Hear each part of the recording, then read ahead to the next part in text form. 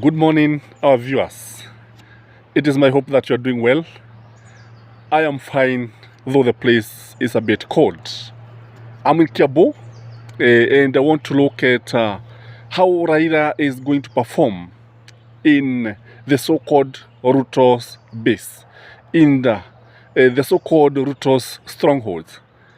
And you agree with me that 10 days is such a long time that it can change everything. So let's keep our IDs safe and let us ensure that we turn out in large numbers. Because if you fail to vote, we will be ensuring that the opponents win the elections. So if you fail to vote, it means that the bad people are going to lead this country, which will be very, very dangerous. So I want to start with Kiambu. Kiambu, the home county of the outgoing President Uhuru Kenyatta. And when you look at Kiambu, this is one area that is going to surprise many people. This is one county that Raila is going to defeat William Samoei Ruto, contrary to what many people are thinking. We are the people on the ground. Kiambu is a cosmopolitan county. The number of registered voters is 1.2 million. And the expected turnout is not more than 80%. And some pundits are saying that it can go as low as 70%. But let's give it to about 80%. In Kiambu County, which I'm saying is a cosmopolitan county, you find some sub-counties, kama vile Githurai, kama vile Roiro, kama vile Thika, is a cosmopolitan county with Kabas, though the Kikuyu are the majority in Kiambu County. Generally, Kiambu has about 300,000 voters from other tribes, not from the Kikuyu. And what does this mean politically? This means that Raila is starting the race with about 300 voters. So what this boss should do is to ensure that they have voted. And if they vote, because I know one thing that Raila supporters are likely to do in Kiambu County, if we go with the past record, they normally come out and vote for Raila Amolo Odinga. And they don't go back to their villages. So what they are supposed to do, the 300,000 voters, is to remain calm. Because in Kiambu, we cannot have post-election violence. In fact, we are not going to have post-election violence in Kiambu. We are not going. Kiambu people are peace-loving people. And they accommodate everybody. And hii ndio sababu unapata ya kwamba makabila mengine, watu kutoka makabila mengine wanakaa huku na wanaishi just like brothers and sisters.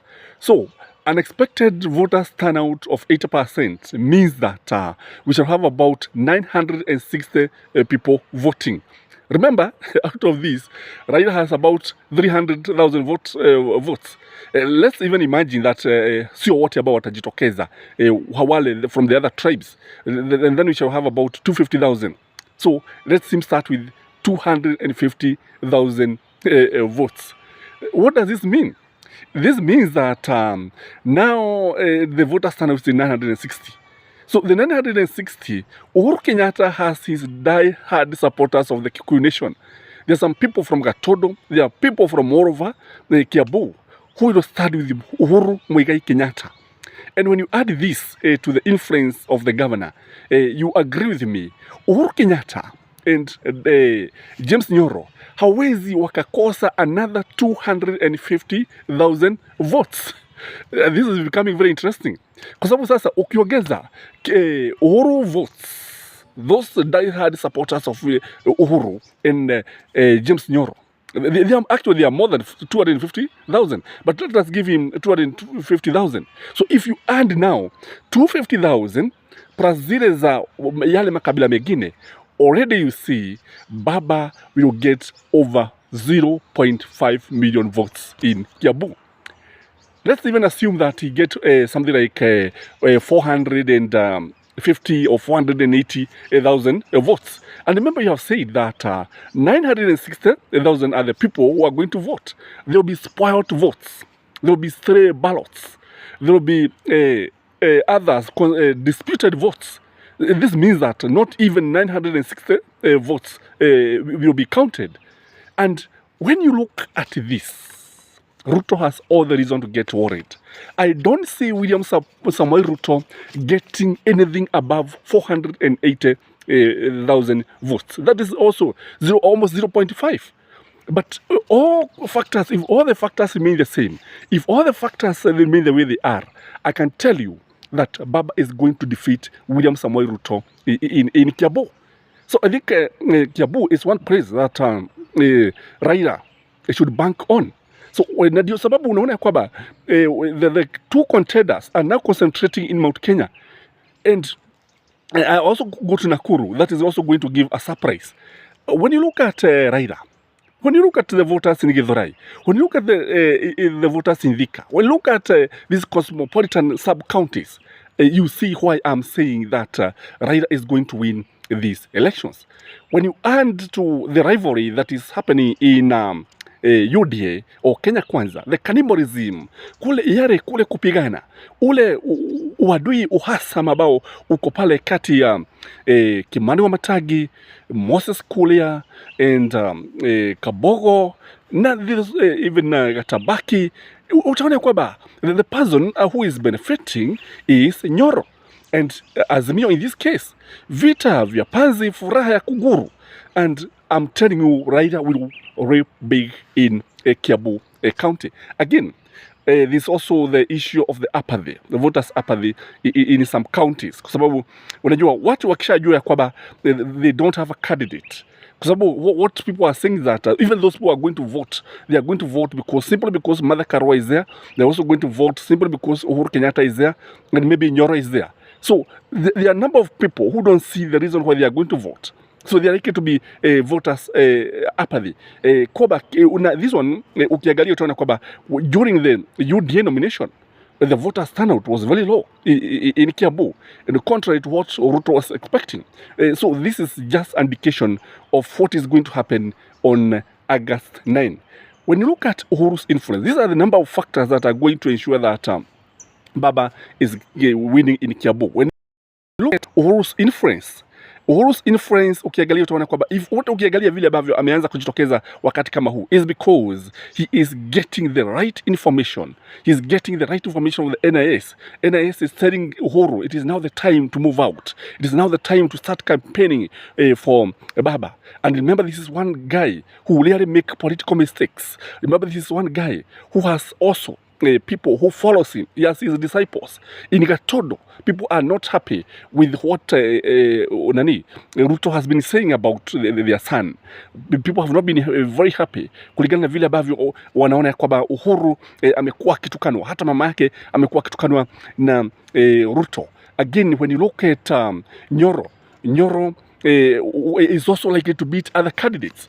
Na kusema kweli, these guys don't have much chance when you compare them with Nyoro. And Jubilee is also coming out very strongly. Talk of somebody like Gakuyo in Thika. Gakuyo has his royal supporters. Na ukiangalia sio kama vile ambavyo hakuwa amejitokeza. Kwa these are the kind of factors that are going to ensure that Baba has won in Kiambu. People are also not very happy about this issue of one man, one sharing, one vote.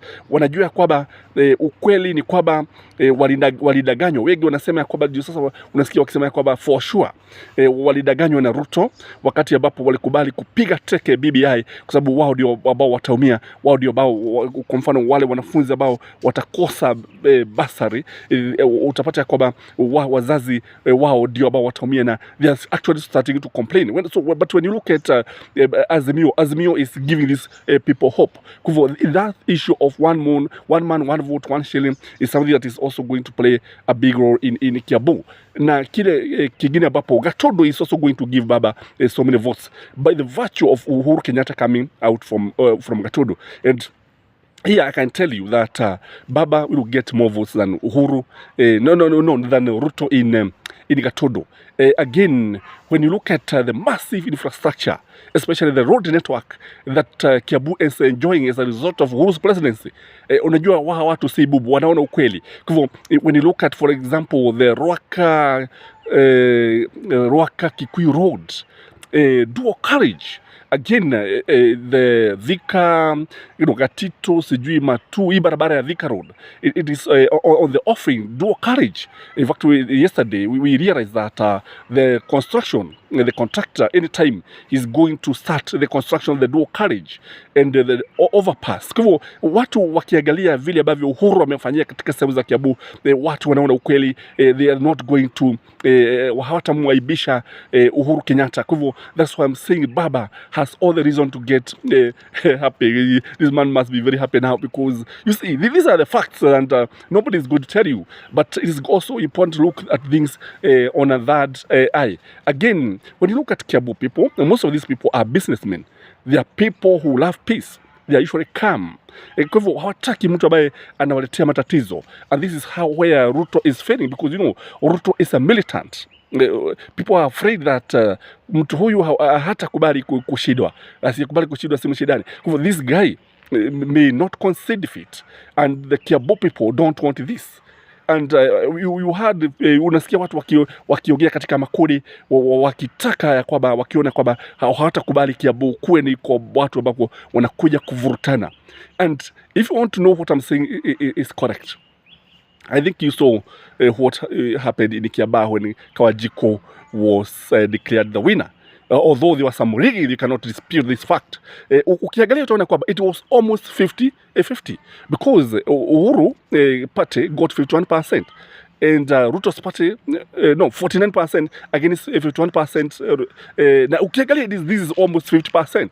So don't think things have changed. People have not changed much, and I will keep on analyzing Baba's votes, especially in Mount Kenya region and the so-called Gema Nation. And we're also going to analyze the likely scenario in the North Rift.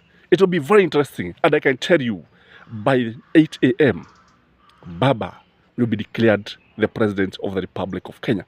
So it is important we maintain peace. It is important we vote peacefully. It is important to ensure that. This is your host, Gashis Kaman, the tallest man in Black Africa. Have a blessed weekend.